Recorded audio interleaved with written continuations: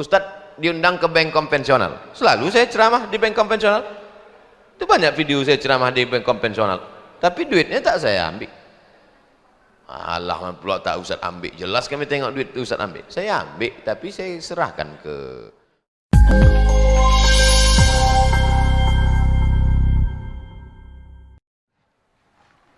Bismillahirrahmanirrahim. Assalamualaikum warahmatullahi wabarakatuh.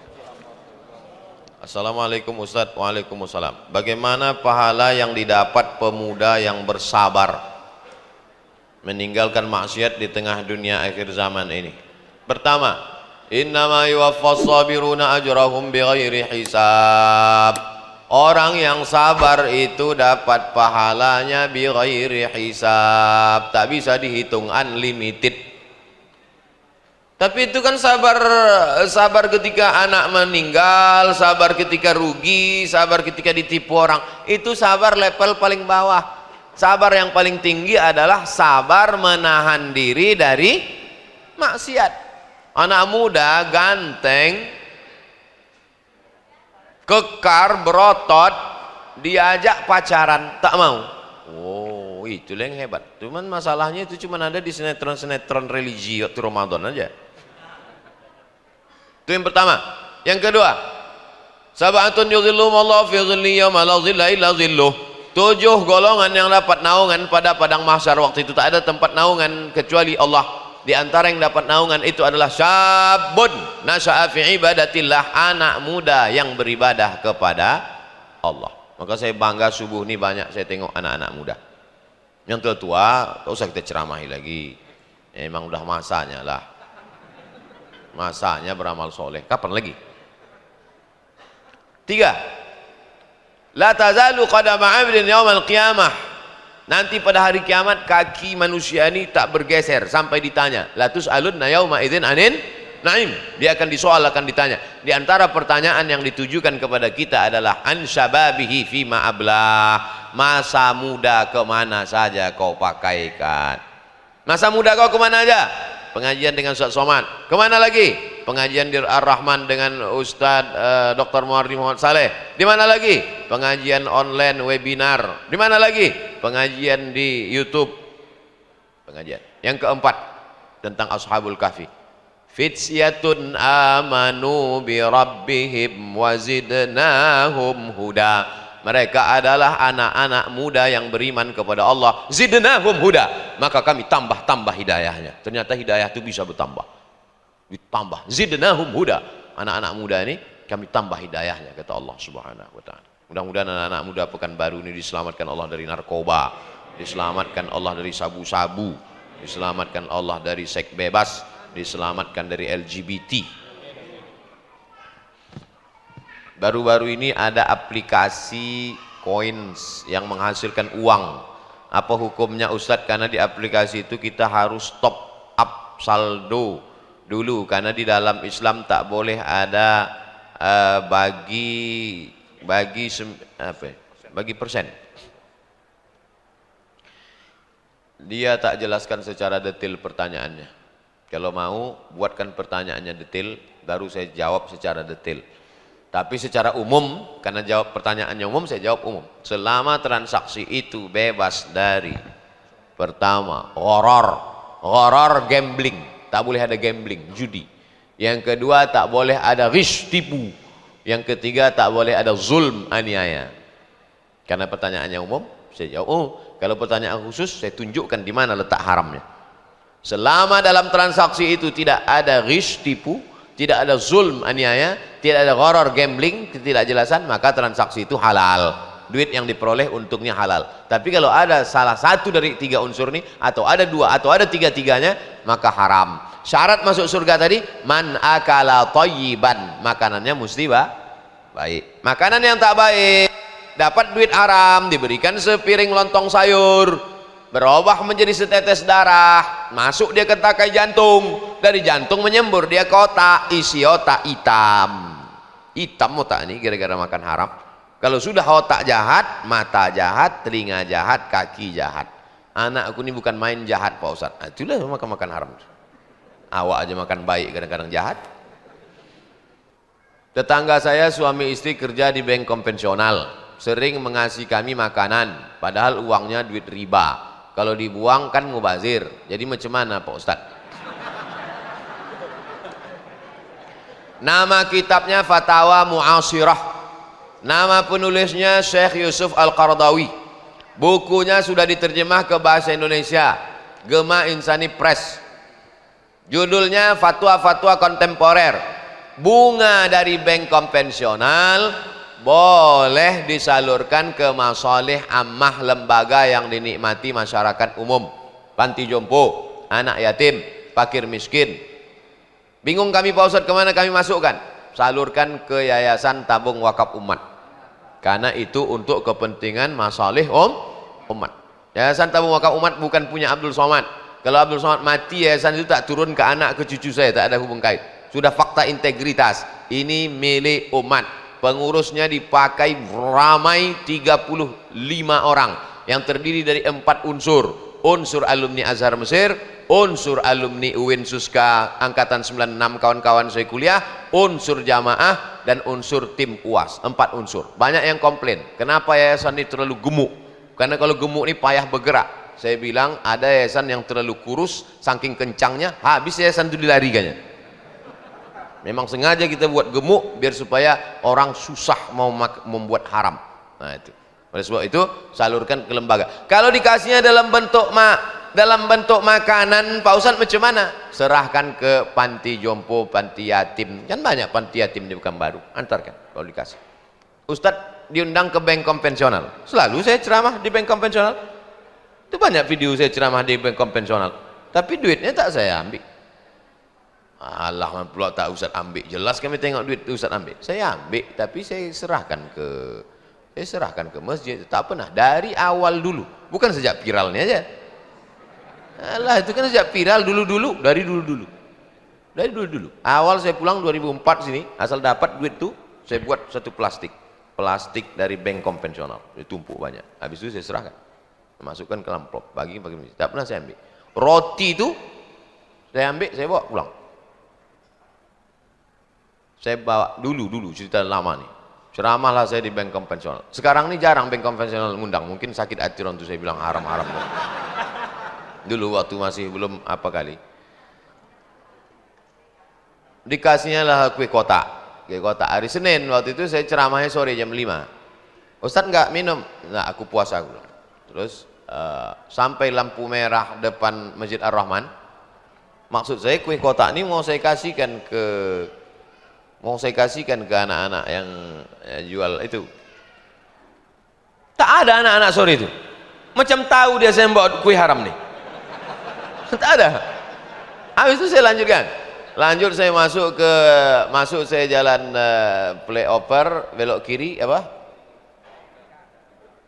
Enggak, terus ada Harapan Raya. Masuk Harapan Raya terus masuk jalan ini masjid. Saya pun ceramah situ. Ceramah maghrib sampai ke Isya, habis Isya tanya jawab minum. Maksud saya pulang saya mau makan kerang rebus di jalan Nangka. Pas mau belok nampak saya lah tukang jual kuaci, maaf buta. Pas di depan tempat jual kerang rebus tuh saya tanya dia, Bapak udah berapa lama jualan? Dari pagi tadi, kata dia. Berapa banyak kuaci ini laku? Adalah. Di mana tinggal? Di Jalan Paus. Ada yang ngantar? Tidak ada. Dari tempat jual kerang rebus itu ke Paus kan jauh lagi. Saya bilang masuklah ke dalam. Saya antarlah dia ke Jalan Paus, ke tempat kos dia. Di situ ada banyak orang tunanetra, ada pijit refleksi segala macam. Saya kasihkanlah kue tadi ke dia. Tak Islam dia. Rupanya kue tadi memang jatah dia lah itu. Ada nama dia tertulis di kue itu.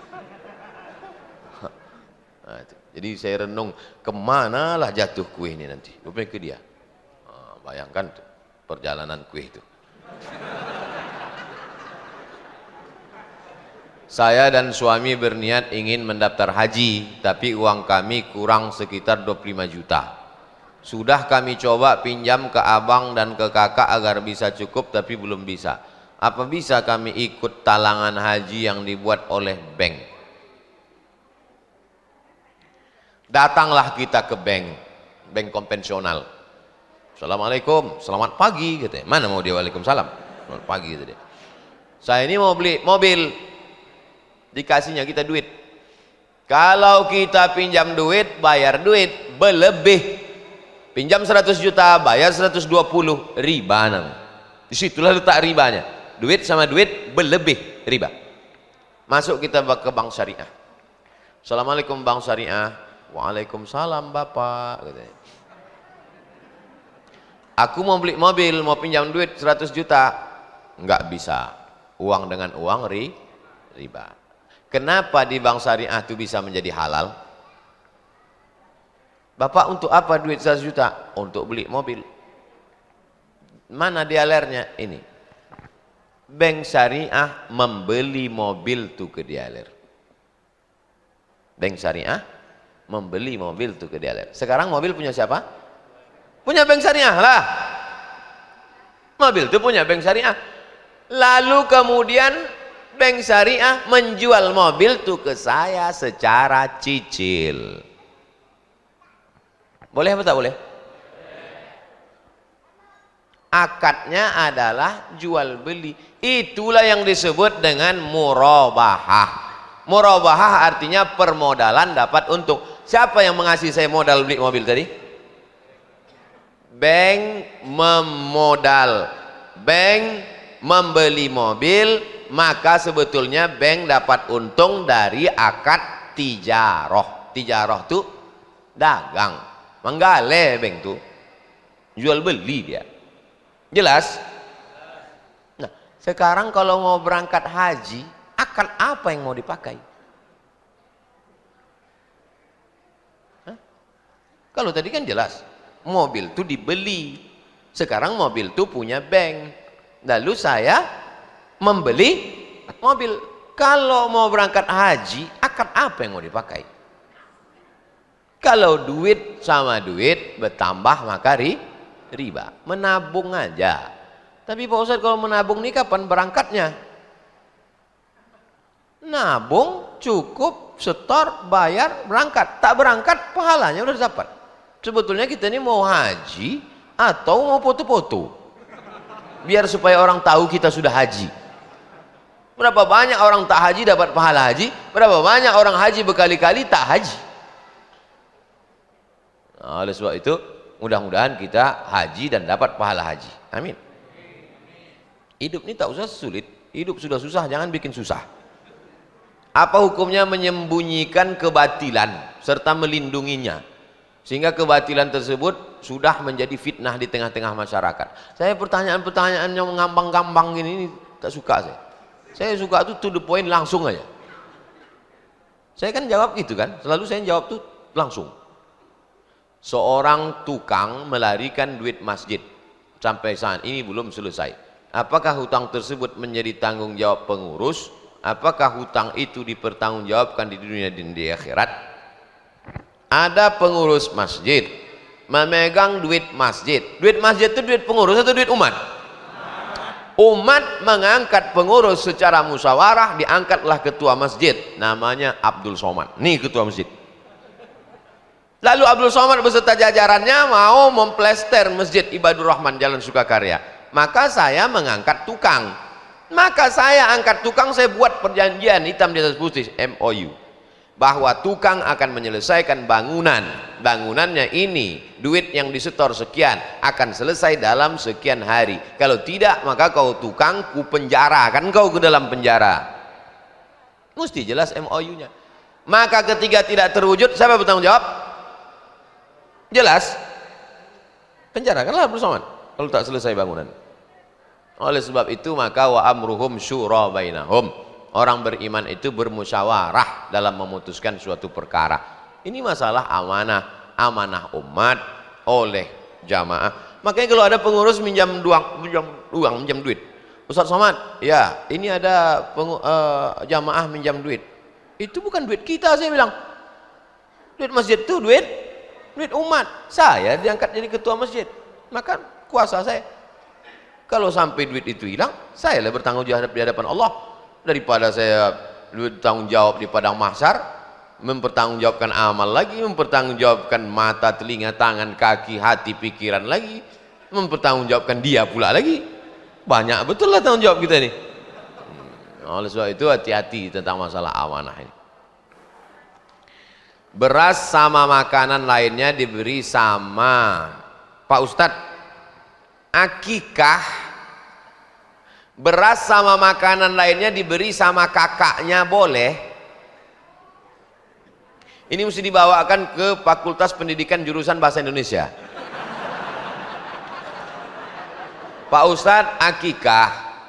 Baris pertama, Pak Ustadz, kalau akikah beras sama makanan lainnya diberi sama kakaknya boleh? Tanda tak ada, koma tak ada. Tapi saya paham. Kitab kuning aja kita paham, apalagi macam-macam ini. Si adik ini anaknya lahir. Si adik ini adik paling kecil, anaknya lahir. Datanglah abang sama kakak-kakaknya ngasih beras. Kasih beras, kambing dari dia. Lalu dipotongkannya kambing, beras tadi dimakan. Boleh tak dia akikah kenduri anaknya pakai beras yang dikasih? Jangankan berasnya, kambingnya pun dikasih kakak kau bagus. Kalau kakak tuh bagus, kambing tuh kasih. Aku senang betul anak kau lahir. Nah, ini kambingnya. Bagus, selesai. Labbaik Allahumma syubrumah, labbaik Allahumma syubrumah. Kata Nabi, syubrumah itu siapa? Akhi, saudaraku. Kuhajikan syubrumah, kuhajikan syubrumah. Kata Nabi, siapa syubrumah nih? Saudaraku ya Rasulullah. Kau hajikan dia? Iya. Bukan ngasih kambing, bukan ngasih beras, haji. Kau hajikan saudaramu. Bagus. Kuhajikan syubrumah. Kau udah haji apa belum? Belum ya Rasulullah. Salah kau, kata Nabi. Hajikan dulu dirimu, baru kau hajikan saudara kau. Ya, sahabat dulu begitu. Saudara itu dulu dihajikan, baru dia. Orang sekarang haji bolak-balik, saudara tak makan. Beruntung kau punya saudara, dikasihnya beras. Saudara sekarang, beras kau pula diambilnya kadang. Bagaimana pendapat tentang sholat subuh di masjid lain, tapi pengajian di sini? Apakah bisa ikut Isra' Pak Ustadz? Man sholla subuha fi jama'atin, sholat subuh berjamaah di masjid. Summa menunjukkan dia tidak melakukan aktivitas lain. Sholat subuh di masjid Hijratus Sabirin, sholat subuh di masjid Hijratus Sabirin. Summa kemudian yadhkurullah, berzikir dia mengingat Allah.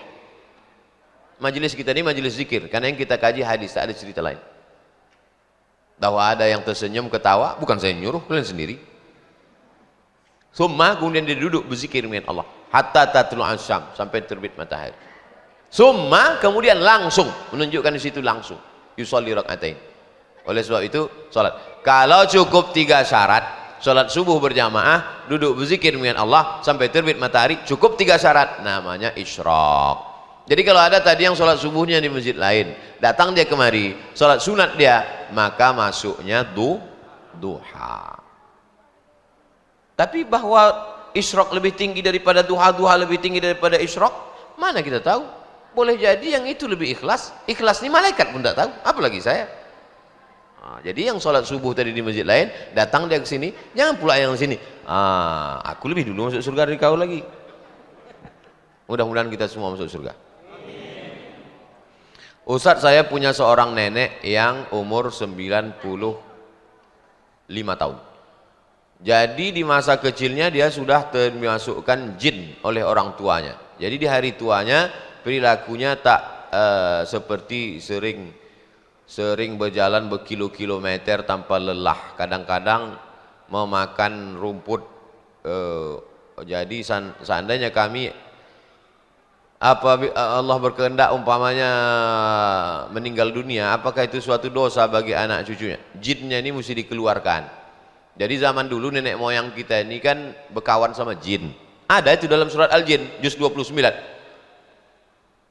Fariqum minal insi ya'udzuna birijalib minal jinni. Sekelompok manusia ini ada yang berkawan sama jin. Ada dalam juz 29 surat Al-Jin. Fazaduhum rahaqa. Jadi nenek moyang kita dulu sebelum Islam datang berkawan sama jin.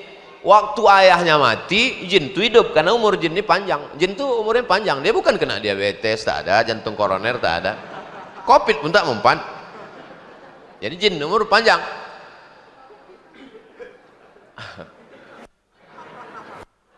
Mati ayahnya, jin itu hidup, jin itu turun ke anaknya. Mati anak ini, jin itu hidup, turun ke cucunya, biasanya ke anak-anak pertama. Anak pertama, saya termasuk anak pertama. Ya. Jadi kalau kita sembahyang, sholat, berzikir, jin itu tak bisa dekat. Jin itu mau dia dekat dengan kita kalau kita kasih, kita potongkan ayam, kita kasih dia darah. Makanan jin itu, jangan kamu beristinja dengan tulang. Tak boleh istinja dengan tulang, istinja mesti dengan batu. Kenapa tak boleh istinja dengan tulang? Innahu ta'amu ikhwanikum, karena tulang itu makanan jin. Tak boleh menyiram air panas di luar jendela, buka jendela. Nah, orang di kampung buka jendela, siramkan air panas. Tak boleh, karena tak takut ada anak-anak jin tersiram situ, mengamuk dia. Menyolap kawan Pak Ustaz. Kesambet kata orang Jawa, kalau orang Melayu tersapo, kata orang Sunda bebegik atuh. Nah, jadi hubungan manusia dengan jin ini, itu makanya tak boleh kencing di lubang tanah. La yabulanna ahadukum fil juhri, jangan kalian kencing di lubang tanah. Dalam kitab Hasyiah As-Sindi Syarah Sunan Nasai dikatakan, kenapa tak boleh kencing di lubang tanah? Masakinul jin, karena lubang tanah itu tempat jin. Makanya ada orang kencing di lubang tanah, habis itu membesar kawan tuh. Disapo jin tuh kan. Jadi oleh sebab itu masalah orang diganggu jin itu ada. Nah, saya mau mengatakan bahwa ini bukan fiksi, ada dalilnya menurut sunnah. Setelah kita tahu bahwa jin itu ada dan dia bisa mengganggu orang dan dia bisa berteman dengan orang, bagaimana cara mengeluarkannya? Ruqyah. Jadi atuk nih yang 95 tahun nih diruqyah. Ruqyah di Masjid Al-Falah masih ada lagi? Ada? Bawa Pak Masjid Al-Falah biar dikuliah sama Ustadz Zafrullah, dulu dua tuh, Ustadz Saifullah siang, Ustadz Zafrullah malam. Nah, jadi jin ini dibagi dua, ada jin siang, ada jin malam, ada penangannya khusus. Kau ini jin siang atau jin malam? Kalau jin siang sama Ustadz Saifullah, jin malam sama Ustadz Zafrullah, lengkap insya Allah. Riau ini apa yang tak ada? Semua ada, jin itu pun ada. Ada semua. Lazimnya setelah iqamat, imam kan segera mimpin sholat berjamaah. Namun ada juga yang tak langsung, tapi imam menyampaikan pemberitahuan singkat lebih dahulu, pemberitahuan ada undangan warga, ada gotong royong dan lain sebagainya. Setelah pemberitahuan itu disampaikan barulah sholat dimulai. Dua ini masalah. Yang pertama, apa hukum dari iqamat ke sholat lama? Sholatnya sholat apa? Kalau sholat maghrib dalam mazhab Syafi'i pendek, asal hilang syafaq ahmar yang merah-merah di barat itu habis waktu maghrib. Mazhab Syafi'i pendek. Tapi kalau mazhab Hanafi, Hambali, Maliki, waktu maghrib itu panjang sampai masuk waktu isya. Tapi saya pakai mazhab Syafi'i, maka saya langsung sholat maghrib. Kalau sholat isya, makanya di sebagian masjid habis azan tujuannya untuk ngasih tahu orang bahwa waktu isya sudah masuk. Habis itu orang pengajian, isya boleh sampai. Laula an asyqa ala ummati, kalau tak memberatkan bagi umatku la amartum bi ta'khiril isya, kusuruh mereka menunda isya. Aslinya waktu isya itu langsung tengah malam supaya langsung orang tahajud. Tapi karena Allah Maha Kasih Maha Sayang, jadi isya. Adapun sholat zuhur dengan sholat asar memang ada mazhab namanya mazhab Hanafi, mereka pakai tabrid namanya. Tabrid diambil dari kata barid. Barid artinya dingin, matahari panas terik menunggu dingin teduh. Makanya di Masjid India di pasar Kuala Lumpur ada Masjid India, itu sholat zuhurnya dilaksanakan sejam setelah azan. Allahu Akbar, Allahu Akbar. Masuk kita masjid tak ada orang. Kapan ini? Masjid India. Masjid India ini mazhabnya mazhab Hanafi, mereka pakai hadis tabrid, menunggu matahari teduh. Tapi jangan ini kalian pakai nanti untuk nunda-nunda sembahyang. Kok kenapa tak sembahyang? Ada itu satu mazhab. Kok kaji, kok belum sampai lagi ke situ. Kita ini mengaji bukan mencari pembenaran terhadap kesalahan kita menunda sholat. Kita yang sudah terbiasa menyegerakan sholat dalam mazhab Syafi'i, langsung. Ini tentang masalah bolehnya menunda sholat beberapa saat. Yang jadi masalah, di sela-sela itu diisi dengan urusan-urusan dunia. Sedangkan dalam hadis dikatakan, setelah berwudu menuju sholat, Nabi melarang tasbik. Habis wudu, Nabi melarang tasbik. Tasbik itu tasbik. Tasbik artinya menjalin jari jemari. Nabi melarang. Kenapa? Takut hati rusak. Karena kita sudah jaga. Kita sudah jaga hati kita. Hati kita sudah dijaga lurus, jangan lagi diurus. Hati udah lurus nih, udah lurus mau sholat, ingat Allah, ingat mati, ingat kiamat, udah fokus. Jamaah sekalian, supaya besok membawa cangkol-cangkol kita. Terbayanglah cangkol, terbayang. Cangkol ini tak apalah merusak, yang merusak ini iurannya nih. Bagi ibu-ibu bawalah nasi bungkus besok, akhirnya terbayanglah lagi toco, terbayanglah merica, ketumbar, lauk apel. Allahu Akbar. Besok nasi yang agak murah, nasi apa yang besok ku masak kan. Jadi kalau bisa antara azan iqamat ke azan itu jangan lagi ada urusan-urusan dunia. Adapun di Ar-Rahman dulu saya selalu di Ar-Rahman dulu saya selalu setiap kultum dari azan ke iqamat itu kultum dulu di Ar-Rahman. Pembawa acaranya ada di sini. Berikut ini mari kita dengarkan kultum menjelang zuhur disampaikan oleh Dr. Abdul Somad. Setiap saya ceramah di Ar-Rahman itu pasti klarifikasi dulu. Saya belum doktor. Bolak-balik katakan, aku ini belum doktor, jangan sebut doktor ustaz. Doa katanya, dokter. Sekarang udah doktor tak pula pernah lagi. Rupanya doa-doa jamaah semua. Itulah kaji kita kesempatan ini. Kita akan ketemu di Masjid Al-Muqaddis Pasar Dupa nanti pada Assalamualaikum warahmatullahi wabarakatuh. Tolong doakan Ana M. Zaki Rahman agar menjadi penghafal Quran 30 juz. M. Zaki Rahmana dan seluruh anak-anak kita, anak-anak Pekanbaru, anak-anak Indonesia, supaya menjadi penghafal Quran, supaya muncul tentara hafal Quran, polisi hafal Quran, kepala dinas hafal Quran, bupati, gubernur, presiden hafal Quran. Ala hazihin niyah. Al-Fatihah. A'udzu billahi minasyaitonir rajim. Bismillahirrahmanirrahim. Alhamdulillahirabbil alamin. Ar-Rahmanir Rahim. Maliki yaumiddin. Iyyaka na'budu wa iyyaka nasta'in.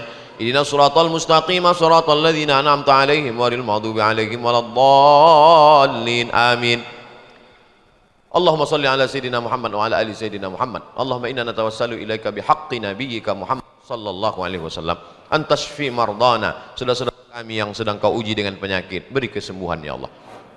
Wa tarham mautana, saudara kami yang sudah meninggal dunia, lapangkan kuburnya ya Allah. Wa tuballigh maqasidana, segala maksud niat baik kami sampaikanlah dengan mudah ya Allah. Wa taghfir lana ma madha, segala dosa silap salah kami ampunkan, tutupi supaya kami selamat dunia akhirat ya Allah. Allahumma ja'al abna'ana wa banatina minas salihin was salihat, jadikan anak-anak kami anak-anak soleh solihah, min huffazil Quran wal hafizat, menjadi penghafal Quran. Wahfazhum min kulli su' wa syar, jaga mereka dari segala perbuatan maksiat dan dosa ya Allah.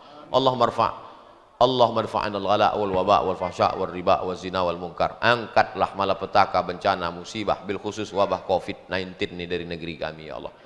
Allahumma khtim lana bi husnil khatimah wa la takhtim alaina bi su'il khatimah. Allahumma rzuqna al-istiqamata ala syari'atil gharra wa tariqatil bayda. Berikan kami istiqamah menjalani hidup ini ya Allah. Allahumma ja'al akhir kalamina inda intihai ajalina, jadikan akhir kalam kami waktu ajal kami sampai, waktu malaikat maut mencabut nyawa kami, yang keluar dari mulut kami la ilaha illallah Muhammadur Rasulullah sallallahu alaihi wasallam. Kalimatu haqqin 'alaiha nahya, dengan itu kami hidup, wa 'alaiha namutu, dengan itu kami mati, wa biha nub'atsu, dengan itu kami dibangkitkan di padang mahsyar, wa adkhinal jannata ma'al abrar, masukkan kami surga dalam surga bersama Nabi Muhammad sallallahu alaihi wasallam. Rabbana atina fid dunya hasanah wa fil akhirati hasanah wa qina adzabannar. Wa sallallahu ala sayyidina wa maulana Muhammad wa ala alihi washabihi wasallam. Walhamdulillahi rabbil alamin. Taqabbalallahu minkum minna wa minkum taqabbal ya karim. Saya bukan angkuh, bukan sombong, bukan tak ada niat lain, hanya menjaga protokol Covid ini supaya jangan jadi fitnah. Apalagi Pekanbaru ini sekarang jadi sorotan orang. Kalau sampai kita salam-salaman diliput diri, nanti jadi bisa-bisa jadi pidana pula. Nah, itu. Jadi kita bubar dengan sallallahu ala Muhammad.